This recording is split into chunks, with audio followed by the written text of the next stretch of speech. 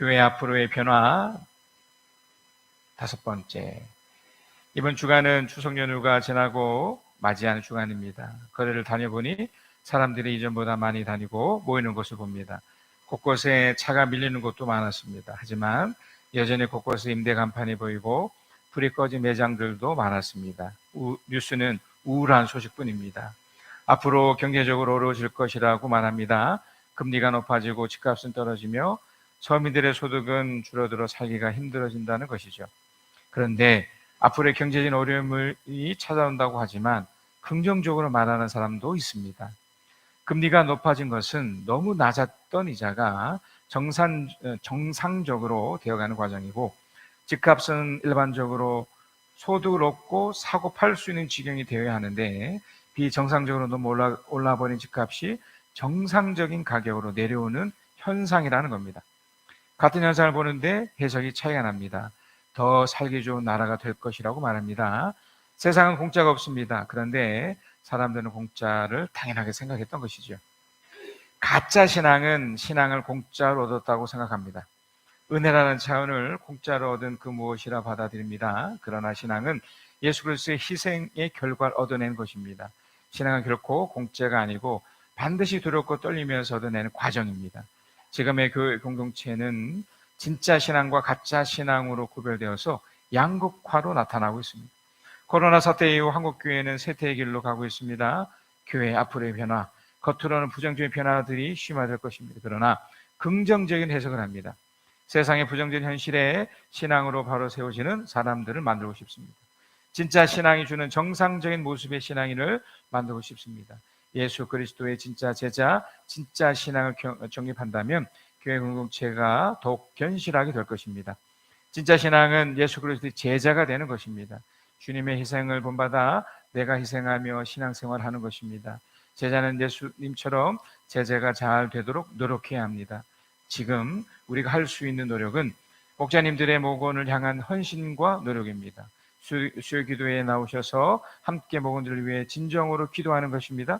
주일 연합 예배를 통해 하나님의 축복을 빌며 적극적으로 목장 식구들을 챙기며 나누는 것입니다. 이렇게 된다면 우리 교회는 하나님께 쓰임받는 건강한 교회가 될 것입니다.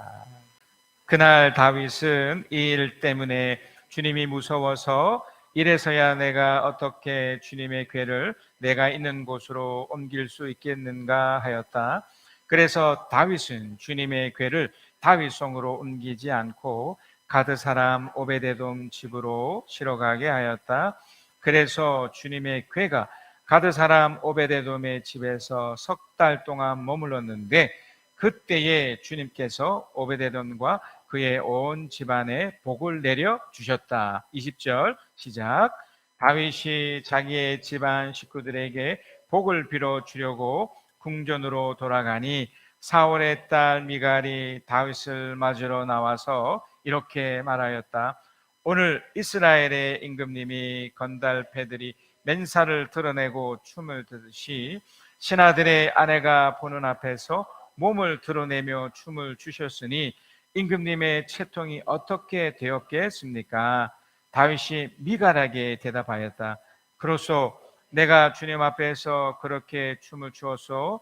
주님께서는 그의 아버지와 그의 온 집안이 있는데도 그들을 마다하시고 나를 뽑으셔서 주님의 백성 이스라엘을 다스리도록 통치자로 세워주셨소. 그러니 나는 주님을 찬양할 수밖에 없소. 나는 언제나 주님 앞에서 기뻐하며 뛸 것이요, 내가 스스로를 보아도 천한 사람처럼 보이지만 주님을 찬양하는 일 때문이라면 이보다 더 낮아지고 싶소. 그래도 그대가 말한 그 여자들은 나를 더욱더 존경할 것이요, 이런 일 때문에 사울의 딸 미갈은 죽는 날까지 자식을 낳지 못하였다. 저는 지금 다윗이 어떤 사람인가를 함께 나누고 있습니다. 다윗이 이제 왕이 됐죠. 근데 왕이 되고 나서 계속해서 그는 하나님의 축복을 누립니다. 그리고 그 축복이 이루어지는 것을 삶의 현장에서 이루어지는 걸 보게 돼요. 자, 그런데 여러분 계속해서 이제 이후에 이제 말씀을 들으시면서 이제 느끼는 하나의 마음은 다윗이 왜 저렇게 되지? 라는 면이에요. 이전에 제가 그 다윗과 대조해서 사울의 이야기를 나눌 때 했던 이야기죠. 타산지석을 삼자. 왜냐하면 성경에 나온 이 다윗이 특별히 왕이 되고 나서 긍정적인 측면도 있지만 부정적인 측면도 생겨요. 근데 그거를 그냥 무분별하게 그냥 그대로 받으시면 안 돼요. 그건 우리가 걸러서 우리는 이렇게 해야지, 이렇게 교정해야지, 이렇게 나가는 거죠. 오늘 본문의 이야기도 사실 여러분들의 다른 설교를 들어보면 어떤 한계가 있느냐면 굉장히 긍정적인 측면으로 이렇게 말하는 분들이 많거든요. 근데 저는 그렇게 보고 싶지 않습니다. 자, 먼저 다윗이 왕이 된 후에 하나님의 축복을 얻은 것을 먼저 말씀드리고 싶어요. 우리 저번 주에 했던 그 내용인데요. 자, 사무엘하 5장 17절 19절이에요. 다윗이 기름 부음을 받아 이스라엘의 왕이 되었다는 소식을 블레 사람이 듣고 온 이 블레 사람이 다윗을 잡으려고 올라왔다. 다윗이 이 말을 듣고서 요새로 내려갔다. 우리 저번 주에 했던 그 내용이죠. 그가 다윗이 됐는데도 불구하고 그래서 정말 태풍 선제처럼 다 이룰 것 같지만 현실적 문제는 계속 있죠. 그런데 이거를 풀어내는 과정이에요. 그러니까 하나님의 축복의 약속을 받았지만 다윗이 어떤 행동을 함으로 인해서 그 축복이 유지되는 것을 보고 있는 겁니다. 불의 사람들이 듣고 이렇게 쳐들어왔는데 다윗은 요새로 내려가서 18절 불의 사람들이 이미 몰려와서 르바임 골짜기 평원을 가득히 메우고 있었다. 다윗이 주님께 아뢰었다. 바로 이 부분이죠.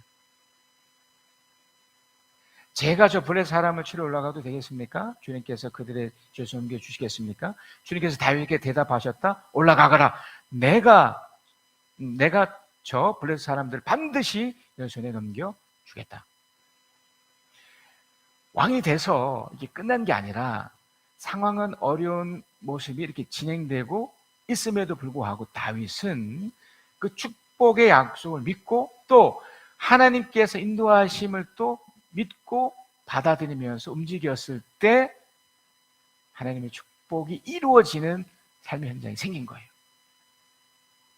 이런 일들이 반복이 됩니다. 자, 이후에도 똑같은 일이 또 발생하는데요. 사무엘하 5장 22절 26절에 브리스 사람들이 또 올라와서 느바임 골짜기 평원에 가득 메웠다. 이 똑같은 일이 또 생긴 거죠. 여러분, 이게 전쟁이잖아요. 그러니까 이게 뭐 한번 치르고 말고 이런 게 아니고 죽고 사는 문제잖아요. 그러니까 심각한 거예요. 근데 다윗이 어떻게 또 합니까? 다윗이 주님께 또 아뢰니, 이 부분이죠. 주님께 대답하셨다. 이번에는 좀 더 주님이 구체적으로 말씀하세요. 너는 정면으로 그들 쪽으로 올라가지 말고 그들의 뒤로 돌아가서 숨어 있다가 뽕나무 숲의 맞은편에서부터 그들 기습하여 공격하여라. 뽕나무 발 위쪽에서부터 행군하는 소리가 나거든. 너는 곧 진격하여라. 그러면 나 주가 너보다 먼저 가서 브레셋 군대를 치겠다. 여기 중요한 표현이 있죠. 나 주가 너보다 먼저 가서. 그래서 25절 우리 함께 읽어볼까요? 25절 시작. 다윗은 주님께서 명하신 대로 게바에서 게르셀에 이르기까지 쫓아가면서 블레셋 군대를 무찔렀다. 어떻게 받아들이시나요? 이루어진 겁니다. 그러니까 축복의 약속을 그가 순종했기에 그리고 아주 구체적인 하나님의 인도하심을 받았기에 그것이 이루어지고 펼쳐지는 것이 내용이었어요. 그러니까 여기까지 보면 다윗은 정말 훌륭하고 뛰어난 왕이 됐음에도 또 그 어려운 상황에서도 잘 헤쳐나갔던 사람인 건 분명해요. 거기에 순종이라는 엄청난 다윗의 이 놀라운 무기로 헤쳐나간 거죠. 자, 그런데 계속해서 여러분 어려움은 찾아와요. 그죠? 그리고 이것을 풀어가는 그 과정에서 다윗의 모습이 정말 순종의 모습으로 이렇게 진행을 한 건데, 이제 오늘 본문에 나타나는 모습을 보면 이게 이해가 안 되는 행동을 해요. 그러니까 이 지점을 여러분 찾으셔야 돼요. 이걸 발견하셔야 돼요. 그냥 겉으로 볼 때는 이 다윗이 굉장히 훌륭하게 보여요. 하지만 다윗의 입장에서는 이게 훌륭한 게 아닙니다. 하나님 보실 때도 그렇고 함께 했던 사람들이 볼 때도 이 모습, 이 면을 보셔야 돼요. 우리는 여기까지 가셔야 돼요. 그러니까 해석이죠. 자, 사무엘하 오늘 본문의 그 내용의 이제 첫 번째 부분인데, 사무엘하 6장 1절에서 5절이에요. 다윗이 다시 이스라엘에서 정면 3만 명을 징집하여서, 그러니까 징집을 했다는 것은 이게 전쟁의 목적이잖아요. 그러니까 전쟁에 사용하기 위해서 이 사람들을 뽑았는데, 근데 배경 안에 지금 블레셋과의 전투라는 게 없어요. 자, 보세요. 징집하여서 그들을 모두 이끌고 유다의 비알라로 올라갔다. 근데 거기서 이 다윗이 어떤 행동을 하냐면, 보세요. 거기에서 하나님 궤를 옮겨올 생각이었다. 전쟁과 전혀 다른 생각을 그가 한 거예요. 그 궤는 그룹들 위에 앉아있는 만군의 주님의 이름으로 부르는 궤였다. 그러니까 여기서부터 잘못된 무언가를 발견하셔야 돼요. 군인들은 전쟁을 위해서 사용되는 사람이에요. 근데 지금 이 사람들 데려다가 지금 뭘 하려고 그러냐면 언약궤를 가져오려고 지금 하고 있는 거예요. 일단 겉으로 볼 때는 그 따라오는 이 사람들에게는 내가 지금 뭘 하고 있지라고 분명히 의심했을 거예요. 좀 당황스러워했을 겁니다. 아니나 다를까 이 사람이 지금 뭘 하고 있느냐면 3절, 그들이 언덕 위에 있는 아비나답의 집으로 하나님의 궤를 꺼내서 쇠술에 싣고 나올 때에 아비나답의 두 아들 우사와 아위오가 그 수레를 몰았다. 여러분, 이 광경을 여러분 어떻게 받아들이시나요? 그러니까 군인들 입장에서는 지금 전쟁하러 온 거잖아요. 뭔가 블레셋과의 어떤 전투가 있어서 왔는가 보다 라고 대부분이 여겼을 거예요. 근데 다윗은 이 전쟁의 목적으로 사람들을 소집한 게 아니라 이 언약궤를 가지고 오려고 온 거예요. 자, 그러면서 가지고 오면서, 자, 4절, 그들이 산에 있는 아비나의 집에서 하나님의 궤를 싣고 나올 때에 아위오는 궤 앞에서 걸었고 다윗과 이스라엘 모든 가문은 온 힘을 다하여서 잣나무로 만든 온갖 악기와 수금과 검고를 타며 소고와 끈거리와 신번지를 치면서 주님 앞에서 기뻐하였다. 저는 이제 어떤 면을 보고 싶느냐면, 지금 다윗은 어떤 이유가 있어서 이런 행동을 한다고 치더라도 징집해서 왔던 3만 명이라는 그 어마무시한 사람들이 이걸 보면서 어떻게 느꼈을까 하는 마음이에요. 다윗은 이런 행동이 가능했죠. 일단 그는 이 언약궤를 가지고 오는 나름대로의 이유가 있었습니다. 하나님의 은혜가 있었잖아요. 자기가 이렇게 왕이 되고 최근까지 블레셋과의 싸움에서 이겼기 때문에 감동이 있었고 어떤 행복감, 어떤 성취감이 분명히 있었어요. 그러니까 그가 이렇게 기뻐하는 것은 당연해요. 근데 함께하는 사람들이 이 정도까지 이런 기쁨과 이런 행복이 있었을까? 이게 첫 번째 의문이에요. 여러분, 신앙은 굉장히 상대적입니다. 그리고 굉장히 개인적이고 어떤 면에서는 은밀한 부분이 있어요. 제가 아무리 목사라고 해도, 그래서 하나님의 은혜가 엄청나게 받아서 막 이렇게 그런 감동과 은혜가 있다 하더라도 상대적으로 여러분과 그런 것을 비교할 때는 다를 수 있거든요. 그러니까 여러분에게도 제가 한 번 이렇게 표정을 보면 어떤 분은 어떤 말씀에 대해서 받아들이는 이 흡수류라고 하죠. 이렇게 받아들이는 이 모습이 아주 강력한 분도 있습니다. 근데 어떤 분은 꾸벅꾸벅 조는 분도 있거든요. 그러니까 이건 다르기 때문에 그래요. 신앙이라는 것이 어떤 사람에게는 강력할 줄 모르지만 어떤 분에게는 그저 무덤덤하게 이렇게 오는 경우가 있거든요. 근데 이걸 획일적으로 이렇게 다 똑같아지는 것이 이게 문제인 거예요. 제가 어떤 선교단체에 이렇게 있었을 때 들었던 이 딜레마가 이 부분이었어요. 이후에 이 부분도 나오지만 어떤 분들은 이 하나님의 은혜에 대해서 막 찬양할 때 막 뛰면서 막 즐겁게 하면서 하는데 어떤 경우는 그렇지 않을 수도 있지 않아요? 그런데 이걸 막 획일적으로 막 이렇게 전부 다 막 이렇게 해야 되는, 하나님의 은혜를 받으면 이렇게 해야 되는 거야. 지금 다윗은 첫 번째로 이 지점에서 오해를 한 거예요. 내가 이만큼 은혜를 받았으니, 내가 이만큼 축복의 약속을 이렇게 누리면서 이게 왕이 되었으니 모든 사람들 다 이와 같을 거라고 생각했던 거예요. 그러나 그렇지 않죠.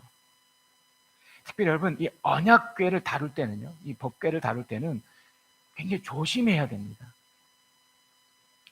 하나님이 이 언약궤를 처음 이렇게 주셨던 이유가 있죠. 출애굽을 한 이후에 가나안을 들어가야 했습니다. 이스라엘 백성들이. 근데 그 과정에서 눈에 보이지 않는 하나님이 함께 하신다는 것을 하나님이 보여주고 싶었어요. 그래서 눈에 보여지는 한 가지 방식이 이런 성막, 지금 이렇게 교회처럼 뭔가 보여주는 무언가를 나타내 보여줘야 됐어요. 그게 바로 성막이고, 그 성막에 또 은밀한 이 지성소 안에 이 언약궤라는 것을 이렇게 두게 하셔서 그것을 나타내 보여주십시오. 내가 너희들과 함께하고 있다. 내가 너희를 도와주고 있다. 내가 너를 이렇게 보호하고 인도해 주고 있다는 것을 이렇게 가시적으로 보여주고 싶었던 겁니다. 그래서 실제로 그들이 광야에서 움직일 때마다 어떻게 했느냐면 성막이 움직이면 이렇게 움직이는 거예요. 그때 하나님이 가라고 하시는가 보다 가고, 성막이 멈추면 있으라는가 보다. 그러니까 하나님께서 함께 하시는 그냥 상징적인 거예요. 그 이상도 그 이하도 아니죠. 근데 이 언약궤가 빼앗긴 때가 있었어요. 사무엘 이전 사람, 그러니까 엘리 제사장 때 이걸 잊어버려요. 제사장들이 자꾸 이 언약궤의 의미를 자꾸 놓치기 때문에 그래요. 언약궤는 아까 말씀드렸듯이 하나님의 임재를 상징하는 그 이상도 그 이하도 아닌데, 이것이 마치 우상화시킨 거예요. 마치 이 언약궤가, 이 법궤가 마치 하나님인 것처럼 둔갑이 된 거예요. 그래서 그때도 그 엘리제사장의 두 아들 홈리와 비느하스 때입니다. 그러니까 하나님을 모르고 언약궤를 잘 몰랐던 거죠. 그 브레셋과 전투에서 막 불리한 상황에 이 언약궤를 가져오면, 사실 언약궤를 가져올 필요도 없었고 그 다윗처럼 하나님께 기도하면서 나가면 됐었었는데, 그 언약궤를 물론 절차에 가져온 거죠. 근데 두 가지 절차를 빠진 거예요. 하나님이 옮겨라, 하나님이 가지고 가라라고 했던 인도하심이 빠졌어요. 그리고 그 하나님에 대한 인도하심에 따라 순종하고 따르는 그 모습이 사라진 거예요. 그러니까 그때도 그렇게 그냥 가지고 왔는데 빼앗긴 거예요. 그리고 이 언약궤가 돌고 돌아서 기럇 여라면 이 아비나답 집에 무려 그 이후에 블레셋에서 또 빼앗기거든요. 블레셋에서 찾아오기에 이 아비나답 집까지 무려 70년의 시간이 그냥 있었던 거예요. 근데 다윗이 뜬금없이 본인의 그 은혜 생각하고 본인의 어떤 그런 걸 생각해서 그걸 가지고 가겠다고 3만 명이라는 사람들 데려다가 지금 행동을 하는 거예요. 그러니까 여기서 여러분 뭘 발견하셔야 되냐면, 다윗이 정말 이 언약궤를 정말 제대로 알고 이걸 가져오려고 했던 것인가, 아니면 그냥 자신이 그냥 이렇게 감동됐다니 한 가지만으로 이렇게 펼치고 있는 것인가를 보셔야 됐다는 거예요. 거기에 동원된 그 많은 사람들이 정말 달과 같은 그런 똑같은 마음으로 하나님 은혜와 그런 감사의 마음이 정말 넘쳐서 그렇게 하고 싶어서 하고 있는 것인가? 그렇지 않거든요. 일단 하나님이 다윗에게 이전에 블레셋 전투에서는 어떻게 했습니까? 가도 될까요? 해도 될까요? 갈까요? 말까요? 아주 유치할 정도의 그런 질문들이 있었잖아요. 그때 주님이 가라, 마라, 심지어 구체적으로 기습을 해라, 멈췄다가 공격해라, 이런 식으로 말씀하셨는데, 이 아비나답 집에 서 있던 언약궤를 옮겨오는 이 과정에서는 그 어떠한 배경 설명이 없어요. 그저 본인의 생각으로 진행했던 것으로밖에 밝혀지지 않아요. 자, 그래서 이 다윗에게, 그리고 이 아비나답에서 언약궤를 옮기면서 하나님의 원래의 마음이 나타나져요. 그러니까 다윗이 잘못했다는 것이 나타나지는 거죠. 자, 사무엘 하 6장 6절에서 7절이에요. 자, 그들이 다곤의 타작마당에 이르러서 소들이 뛴으로 우사가 손을 들어 하나님 궤를 붙들었더니 여호와의 하나님 우사를 잘못함으로 말미암아 진노하사 그를 고기서 치시니 그가 거기 하나님 궤 곁에서 죽느니라. 여러분, 이 부분을 보실 때 이렇게 이해하실 수 있잖아요. 아니, 그 궤가 뭐라고? 그리고 딱 그 상황을 보면 이 소가, 술에 실었던 소가 이렇게 어떤 놀랬는지 이렇게 부쩍 뛰니까, 이 언약궤가 부쩍 뛰니까 막 넘어질 것 같으니까 손을 댄 거예요. 여러분, 어떻게 생각하세요? 누구라도 그런 상황에 그걸 붙잡지 않겠습니까? 충분히 이해될 수 있는 행동입니다. 근데 하나님은 어떻게 말씀하시냐면 우사가 잘못해서 그걸 진노했다고 표현하세요. 그러면서 쳤다고 해버렸어요. 다윗이 또 어떻게 생각했겠습니까? 다윗이 사무엘하 6장 8절에 주님께서 그렇게 급격히 우사를 벌하셨으므로 다윗이 화를 내었다. 그렇게 기뻐하고 3만 명이나 되는 사람들을 데려다 놓고, 야, 오늘 이 엄청난 일이 생겼습니다. 하나님의 은혜와 하나님의 놀라운 감동으로 여기까지 왔습니다. 막 이렇게 하고 있는데 각종 악기와 동원해서 막 꽹가리 치고 소고 치고, 함께 있는 사람들도 뭐 뭔지 모르도록 이렇게 기뻐하니까 기뻐하는가 보다고 막 동달아 막 기뻐하고 있는데 그 앞에서 바로 우사 확 죽어버린 거예요. 그러니까 다윗이 기뻐하다가 이 마음에 분노가 된 거예요. 이게 뭐지? 이 베레스라는 표현은 이제 우사를 하나님이 치셨다라는 표현이래요. 왜 그랬을까요? 그러니까 하나님은 지금 우사를 죽이시면서 어떤 의도가 있으시겠죠? 이게 왜 그럴까요? 한 번 더 제가 설명을 드립니다. 다윗은 너무 기뻤어요. 너무너무 좋았어요. 그런데 하나님은 그게 아니었던 거죠. 왜냐면 우사를 죽여버린 거잖아요. 제가 이미 설명을 또 드렸지만 이유는 간단합니다. 하나님이 주도하셨어야 되는 거예요. 우리 인생에 누가 주도하십니까? 왜 우리가 어려움을 겪고 또 이런 것들을 한번 가만히 면밀히 보면 정말 하나님과 의논했고 하나님과 뭔가 생각해서 진행했는가 한번 생각해 보면 그렇지 않은 경우가 대부분이에요. 그러니까 하나님이 나의 주인이라고 우리가 고백하며 사는 사람들이잖아요. 다윗이 지금 이 언약궤를 가져올 때 하나님이 만약에 다윗아, 지금 내가 언약궤가 필요하니 언약궤를 가지고 와 라고 했었으면 완전히 상황이 달라졌을 거예요. 근데 이것이 없었던 거예요. 그러니까 자기가 지금, 그러니까 다윗 본인이 자기 인생을 주도하고 나가려고 했던 거예요. 이게 다윗의 치명적인 실수였던 겁니다. 이제 왕이잖아요. 블레셋 전투에서도 이겼습니다. 3만 명이라는 사람을 자기가 좌지우지할 수 있는 위치며 그렇게 할 수 있는 사람이에요. 내가 기뻐하니 모든 사람도 다 기뻐할 수 있는 그 위치까지 올라간 사람이에요. 그런데 그걸 어떻게 합니까? 자기가 하고 싶은 대로, 그러니까 자기 마음대로 하려고 하는 그런 잘못된 욕구가 들킨 거예요. 어떻게 보면 우사도 안타까운 죽음인 거죠. 그러니까 하나님이 만약에 언약궤가 필요했었으면 가져오라고 하셨다니까요. 그 아비나답 집에 무려 70년 동안 있었고요. 아무 일이 없었습니다. 그냥 그 상태로 진행이 됐던 거예요. 자, 그 증거가 사무엘하 6장 9절에서 10절이에요. 그날 다윗은 이 일 때문에 주님이 무서워서 이래서야 내가 어떻게 주님의 궤를 내가 있는 곳으로 옮길 수 있겠는가 하였다. 그래서 다윗은 주님의 궤를 다윗성으로 옮기지 않고 가드산 오베덴 집으로 실어가게 하였다. 그러니까 하나님을 비로소 깨달은 거예요. 아, 하나님은 이 언약궤가 오고 가고가 중요한 게 아니구나. 그리고 지금 본인이 이렇게 하고 싶고 저렇게 하고 싶고가 중요한 게 아니구나. 하나님이 어떠함이 보다 더 중요한 거구나. 이게 어떤 일이 발생하냐면 사무엘하 6장 11절이에요. 한번 읽어봅시다. 시작.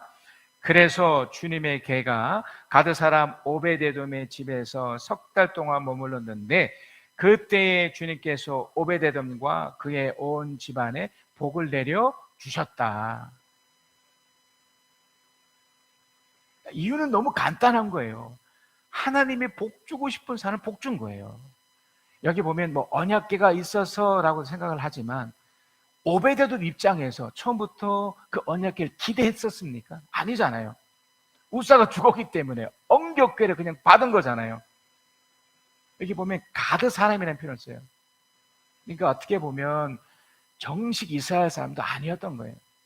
그럼에도 뭐 여러 해석에 의하면 이 사람이 아마 제사장 계열의 사람이었다, 뭐 이런 해석도 있지만 하여간 하나님의 주도로 이렇게 된 거예요. 그러니까 그 이상 그 이하가 없어요. 우리의 어떠함과 아무 상관없이 하나님이 그냥 진행하신 거예요. 이게 복을 받은 거예요. 그러니까 제가 맨 처음에 말씀드렸던 하나님의 축복이 먼저 있고 거기에 다윗은 그저 순종하면 됐었던 거예요. 근데 거기에 다윗은 자기 생각이 가미된 거예요. 그러니까 이게 위험한 겁니다. 자기 생각이 가미됐다는 것은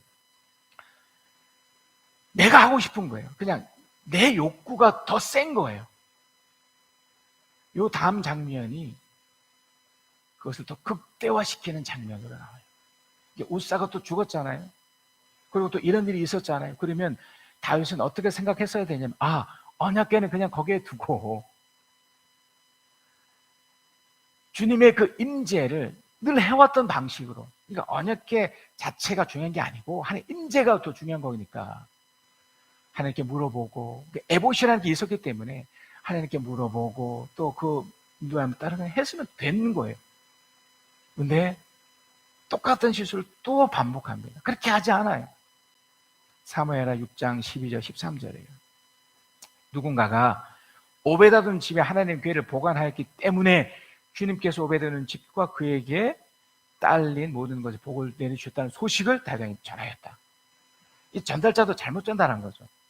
그러니까 언약궤 때문이 아닙니다. 사실은 하나님이 당신의 주권으로 주고 싶은 사람은 준 거고 주고 싶지 않은 사람은 안 준 거예요. 그게 오베데돔이 그냥 그렇게 된 겁니다. 거기에 이제 오베데돔에겐 순종하는 게 분명히 있었겠죠. 그러니까 다윗을 이걸 받아들이면 그런가 보다 하고 본인의 모습으로 이렇게 가야 되는데 이 사람이 그러니까 우사에게 했던 것처럼 거기에 더 강력한 기쁨을 표현해버려요. 물론 긍정적인 측면도 있지만 제가 말씀드리는 것은 굉장한 부정적인 측면입니다.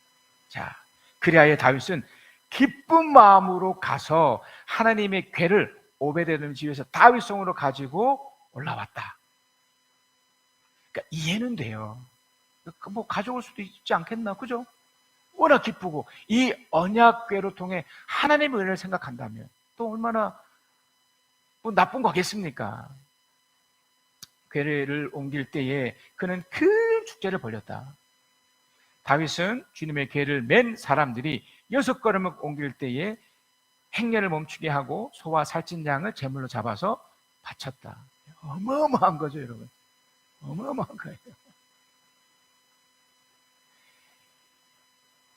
그러니까 다윗은 이렇게 해석을 한 거예요. 이게 아마 내가 기쁘고 이런 것은 뭐 중요한 게 아니고 이게 언약궤를 옮길 때 어떤 절차가 문제가 있어서 그런가 보다. 실제로 그 역대기에 보면 또 많은 설교가들이 이렇게 또 해석을 해요. 그러니까 옮길 때는 어깨에 메고, 제사장들이 성결의식을 취하고 어깨에 메고 이렇게 가야 했어야 되는데 그냥 수레에 채웠기 때문에 이것이 잘못되었기 때문에 이렇게 된 거야 라고 말을 하는 사람도 있거든요. 근데 만약에 그런 절차 때문에 라면 오베데돔의 집에 갔었을 때 그걸 어떻게 설명할 거예요? 그러니까 이게 절차의 문제가 아닌 거예요. 그러니까 하나님의 주권에 관련된 부분이거든요. 그러니까 다윗은 이렇게 생각하고서 절차대로, 그러면서 막 이전보다 강홍할 만에 또 엄청난 양을 막 축제를 벌이면서 이렇게 하는 거예요. 그러니까 이게 계속 말씀드리지만 이 언약궤 자체가 지금 우상화되고 있는 거예요. 심지어는요, 다윗이 이런 지경까지 가요. 사무엘하 6장 14, 15절에. 그리고 다윗은 모시로 만든 에봇만을 거치고 주님의 손님을 다하여 힘차게 춤을 추었다. 여러분, 한번 상상을 해보세요. 이게 어떤 거냐면 마치 이런 겁니다. 제가 이제 설교사로 나왔는데 팬티만 입고요. 예? 팬티만 입고 위에 이건 거주옷 그냥 일반 와이셔츠 하나 입고 이렇게 나와서 하나님의 은혜와 하나님의 감동이 너무 좋고 너무 좋아서 내가 이렇게 합니다 라고 막 이렇게 울면서 막 소리 지르면서 막 이렇게 표현하고 있는 거예요. 공식적으로. 여러분 어떤 반응을 보이시겠습니까? 배툭 튀어나오는 한 중년의 한 남자가 하나님의 은혜 받았다고. 만약에 이게 은밀한 곳에서 그냥 하나님과의 관계 속에 혼자만 있는 곳이라면 아무 문제 안 되죠. 근데 이 모습을 모든 회중이 다 봤어요. 근데 이걸 이제 굉장히 긍정적으로 보는 사람도 있습니다. 야, 이렇게 춤을 추고 이렇게 하니까 얼마나 놀라운가. 사무엘하 이제 5장 14, 15절에 좀 전에 읽었잖아요. 다 함께 주님 앞에서 온 힘을 다하여 힘차게 춤을 추었다. 자, 그리고 다윗은 온 이스라엘 과물은 환호성을 울리며 나팔 소리가 우렁찬 가운데 주님의 길을 옮겨왔다. 다윗과 온 이스라엘 가문은 그랬어요. 그러니까 모든 사람도 다윗도 저러도 하니까 나도 이렇게 해도 되는가 보다 하고, 좀 쉽게 말씀드리면 광란의 시간이 된 거예요. 광란의 시간. 그러니까 이걸 아주 긍정적으로 얘기하는 분도 있습니다. 하나님을 찬양하는데 그렇게 해야지. 야, 첫 단추가 잘못 채워진 거예요. 하나님을 경험하는 사람들이 모두 다 이렇게 되지 않습니다. 이렇게 이것도 필요해요. 어떤 분에게는 필요합니다. 실제로 사울 왕이 다윗을 잡으려고 이렇게 했었을 때, 좀 기억하시지 모르겠지만 그 사무엘과 함께 다윗이 있을 때가 있었습니다. 그때 사람들 보내가지고 이 다윗을 막 잡으려고 할 때 간 사람들마다 마치 우리가 볼 때는 막 미친 사람처럼 어떤 은혜 받아서 막 이렇게 광적으로 변하는 장면이 있거든요. 사울도 본인이 직접 잡으러 갔더니 그 예배 현장 안에서 이 모습을 본 거예요. 본인도 이 열광함 때문에 이 몸이 너무 뜨거워지니까 그때 옷을 벗어요. 그런데 문제는요, 그것을 바라봤던 다른 사람들이 이 사울 향해 어떻게 표현하냐면 사울을 조롱합니다. 농담거리가 생긴 거예요. 사울 같은 사람도 하나님 축복을 받네, 성령을 받네, 이런 식으로 조롱을 했던 거예요. 그러니까 지금 다윗의 이 모습을 절대로 긍정적으로 보여지지 않는다는 거예요. 아무리 은혜가 아무리 강력하고 아무리 그래도 하나님 보실 뿐만 아니라 사람 볼 때도 상식 수준의 모습으로 돼야 되잖아요. 그래서 여러분, 우리가 간증 같은 거 할 때도요, 우리 다니엘 기도회 때도 여러분 확인하셨지만 간증 같은 거 할 때도 시간이라든지 그런 태도나 이런 것들 굉장히 엄격히 지켜줘야 되는 겁니다. 왜냐하면 모든 사람이 다 그와 같이 반응할 수 없거든요. 근데 지금 다윗은 어떻게 보면 이 광분한 상태예요. 팬티만 입고 그 감동받았다고 막 덩실덩실 춤을 추면서 이렇게 하는 거예요. 물론 다윗이 이렇게 한 후에 이제 사람들에게 좋게 영향을 주는 것도 있습니다. 사무엘하 6장 18절 19절이에요. 다윗은 번제와 화목대를 드리고 나서 만군의 주님의 이름으로 백성에게 복을 빌어주고 그곳에 모인 온 이스라엘 백성에게 남녀를 가리지 않고 각 사람에게 빵 한 덩이와 고기 한 점과 건포도 과자 한 개씩 나누어 주었다. 그런 다음에 온 백성이 각각 자기들의 집으로 돌아갔다. 뭐 어떤 자기의 행복들을 그냥 가지고 있지 않고 흘러보내고 좋은 측면도 분명히 있습니다. 그런데 계속 말씀드리지만 이 받아들이는 쪽에서는 좀 이상하지 않겠습니까? 여러분이 그 현장 속에 있다고 해보세요. 나는 저만큼 하나님의 은혜에 대한 그런 감동과 그런 게 없는데, 물론 받아서는 좋아요. 뭔가를 얻었으니까 좋지만, 근데 받는 쪽에서는 뭔가 아니라 다를까요? 미갈이 이걸 지적을 해요. 사무엘하 6장 20절입니다. 다윗이 자기 집안 식구들에게 복을 빌어주려고 궁전으로 들어가서 사울의 딸 미갈이 다윗을 맞으러 나와서 이렇게 말하였다. 오늘 이스라엘 임금님이 건달패들이 맨살을 드러내고 춤을 추듯이 신하들의 아내가 보는 앞에서 몸을 드러내며 춤을 추셨으니 임금님이 채통이 어떻게 되었겠습니까? 여러분 어떠세요? 이걸 여러분 신앙적 관점으로도 보시지만 상식적이고 객관적으로 한번 보셔야 돼요. 이 말이 틀린 말입니까? 어떠세요? 신앙이라는 이름으로 정말 많은 크리스찬들이 굉장히 예의 없이 무분별하게 하는 모습을 너무 많이 봅니다. 이거 어떻게 생각하세요? 이 미갈이 했던 이 말이. 다윗은 어떤 면에서 보면 자신이 하나님께 받은 이 은혜와 이거 주체없을 정도로 표현하고 싶어 하고 이렇게 하는 것이 나쁜 게 아닙니다. 그러나 그렇게 표현하는 방법이 잘못된 거예요. 너무 과도했던 거예요. 그리고 이 미갈이 이 지적을 어떻게 해야 되나요? 사실은 받았어야 돼요. 이후에 이와 같은 일들이 계속 다윗에게 일어납니다. 안 받아들여요. 사울 왕이 하나님으로부터 버림을 받을 때 바로 요 지점 때문에 그렇거든요. 다윗이 모를 수도 있습니다. 우사도 그랬고요.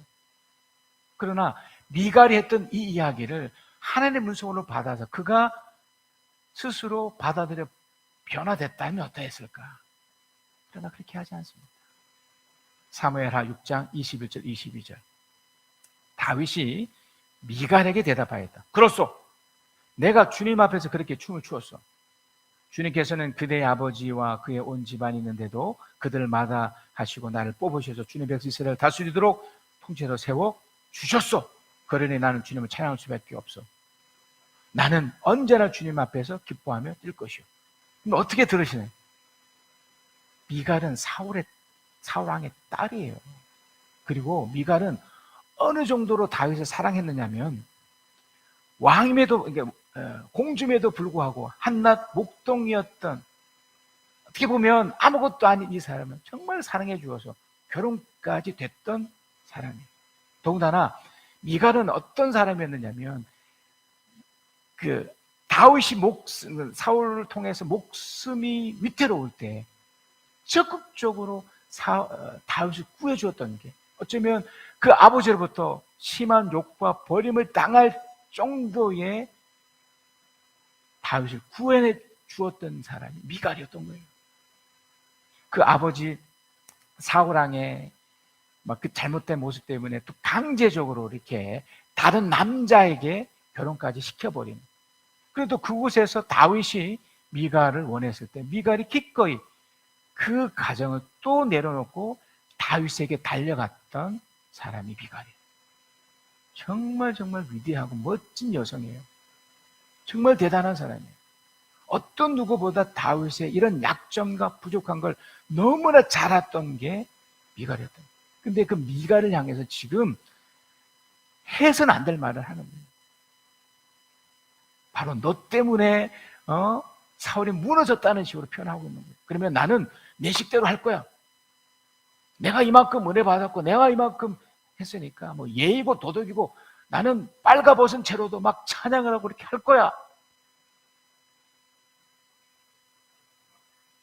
어떻게 생각하십니까? 그리고 더 무서운 것은요, 사무엘하 6장 23절이에요. 이런 일 때문에 사울의 딸 미갈은 죽는 날까지 자식을 낳지 못하였다. 쉽게 얘기를 하면 다윗은 미갈을 철저하게 무시하고 버린 거예요. 이후에 다윗이 이런 장면이 계속 나와요. 바세바, 또 우리아를 통해서, 또 그의 아들 압살롬, 또 암몬, 또 그 이후에 노년에 인구 조사를 하는 그 장면까지. 어떤 면에서 보면 다윗의 이런 연약성 때문에 우리도 참 이런 모습이 있으니까 뭐 별 다르지 않네, 그렇게 위로도 받지만 이렇게 해서는 안 됐던 겁니다.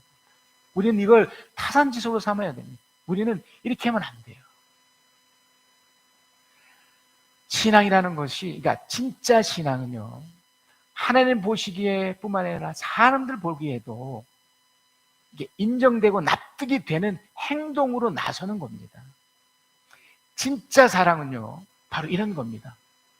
미갈을 제대로 보고서 미갈의 그러한 지적까지도 받아낼 수 있는 것이 진짜 사랑입니다. 그 과정 속에 진짜 신앙을 가지셔야 됩니다. 진짜 사랑을 하셔야 됩니다. 다윗의 이런 어리석은 모습을 본받지 마시고 하나님 축복 속에 순종하는 모습까지는 우리가 본받아야 되지만, 삶의 현장 속에서 우사의 죽음이나 미갈을 향했던 이 모습만큼은 우리는 절대로 따라서는 안 돼요. 하나님의 은혜가 아무리 나에게 강력해도 사람들 볼 때 또 모습도 우리는 점검해 줘야 되고 펴줘야 된다는 거죠. 이런 결단이 가능합니다.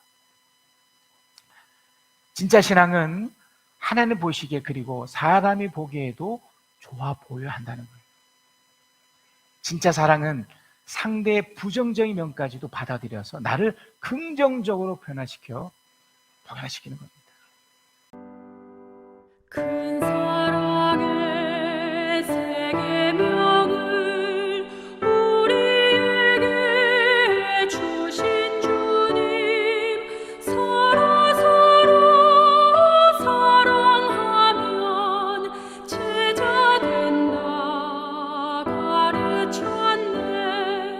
그 연약한 제자들을 끝날까지 사랑하고 함께 찬송 부르시며 감난산을 오르셨네.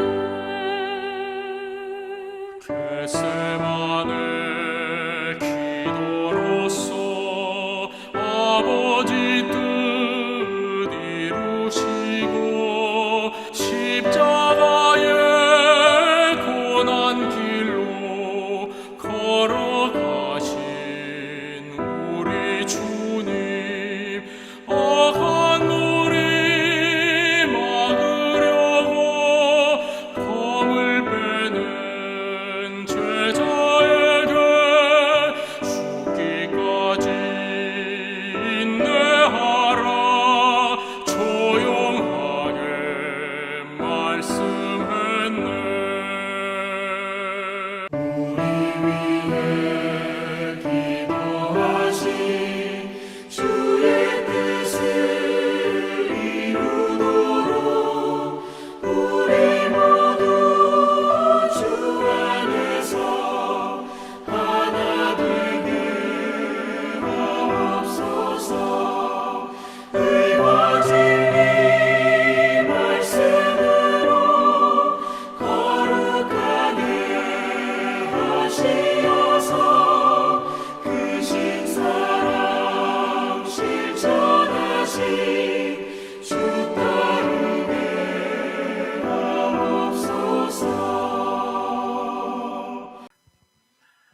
하나님, 우리도 다윗처럼 이렇게 연약한 모습이 있어서 하나님을 의지하게 해주셔서 감사합니다. 그 어리석은 모습 속에 절대로 하나님을 놓치는, 특별히 사람들 보기에도 하나님 은혜에 걸맞는 상식적이고 객관적인 행동들을 할 수 있도록 우리를 이끌어 주시옵소서. 하나님을 의식하듯 또 소중한 사람들도 의식해서 지혜롭고 적절하게 행동할지언정 무분별하게 함부로 행동하는, 그렇기 때문에 누군가가 피해를 입는 일이 없도록 우리를 잘 점검케 하여 주시옵소서. 특별히 하나님, 우리가 진짜 사랑을 하게 하여 주시옵소서. 때로는 우리가 몰라서 소중한 사람들로부터 듣는 어떤 잔소리 같은, 어떻게 보면 듣기 싫은 그런 비판 어린 소리까지도 잘 받아내서 나를 주님 보시기에 기뻐할 만한 사람으로 변화시키는 그런 우리들이 되도록 하나님 이 시간 축복하여 주시옵소서. 지금은 우리 주 예수 그리스도의 은혜와 아버지 하나님의 크신 사랑하심과 우리 주 성령 하나님의 이루하신 교통하시 함께 하시니 주의 말씀을 듣고 깨닫고 그 말씀대로 살겠노라 다짐하며 그렇게 살아가는 하나님의 사람들 위해 지금부터 영원까지 함께 계실지어다.